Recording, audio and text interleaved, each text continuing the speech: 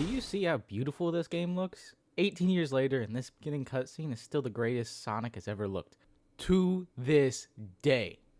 Sonic Unleashed may be a fan favorite game now, but it originally released in 2008 as another failure at a time when the image of Sonic was perhaps at its lowest. Coming off of the tail games such as Shadow the Hedgehog and Sonic 06, Unleashed seemed like it had to be good. And while the day stages were something to love for many, most people were turned off by the hack and slash gameplay that you had to partake in as the Werehog, a major part of the game, especially saying that the typical night stage was at least twice as long as the day stages were. And yet, over a decade and a half later, it's now seemingly one of the most loved Sonic games there is. Now, I'll admit, part of the reason favor with the game has risen is because of the nostalgia around the game for people like myself who played it as kids, but this game was never actually bad. The daytime stages are some of the best Sonic has ever had in 3D, with the boost formula being introduced here giving us the fastest Sonic ever was or has been since this came out. And yes, I know the Rush games did boost first, but we're talking mainstream here, alright? These stages were even so good that there was a mod to port and play them on Sonic Generations, or something like that. I don't know, I didn't actually have a PC until recently, so I suffered loss of frame rate on my PlayStation 3. That was my experience. The reality is the worst thing about the day stages was that you had to play the night stages in between them to advance the game. And on the topic of the night stages, hot take, those weren't too bad themselves anyway. The only real crime they committed was not being a typical Sonic stage, something Sonic had already done before. The adventure games in 06, granted 06 was a buggy mess, but besides the point, they all had other different characters and playstyles. And with Unleashed, instead of limiting those different playstyles to other characters, now it was just Sonic that had some werewolf version of himself with a hack and slash playstyle. Whoop-de-doo. Look, the Werehog may not be the best Unleashed has to offer, but it's still good in its own way.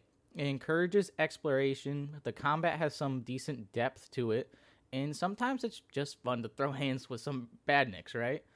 The gameplay is good enough to be its own game, especially the Egg Dragoon fight. That shit was peak. The mistake Sonic Team made is thinking that people who love to play Sonic games would like to slow down so drastically compared to the typical breakneck speeds a Sonic game usually gives you.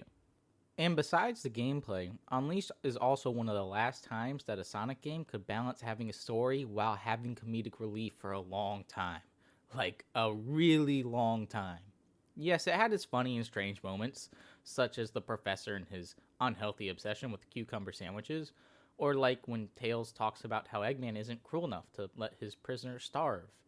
Which is an absurd thing to say because this guy just split the world into pieces. But sure, humanitarian rights of captured individuals is where he draws some moral line, whatever you say.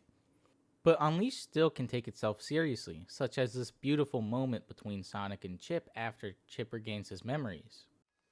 Thank you, Sonic. Goodbye, friend. Hey! Whoa, what? Where do you think you're off to all by yourself? What?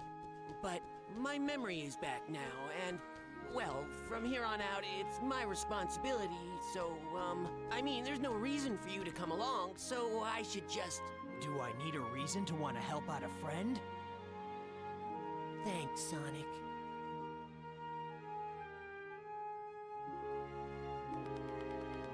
Yeah! This balance of comedy and story is a great balance as compared to games that came after. I'm looking at you, Baldy McNosehair. And then there's the music, which is so damn good. From one of my personal favorite vocal tracks in the entire franchise, Endless Possibility. This is my escape. I'm running through this world and I'm not looking back. To the multitude of day and night stage tracks, and even the Werehog's battle theme.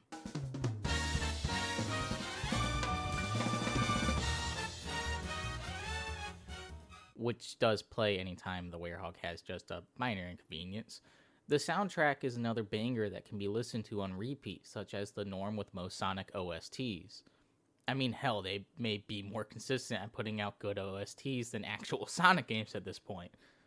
Not to mention, graphically, this game looks immaculate. These are some movie quality cutscenes right here, let me tell you.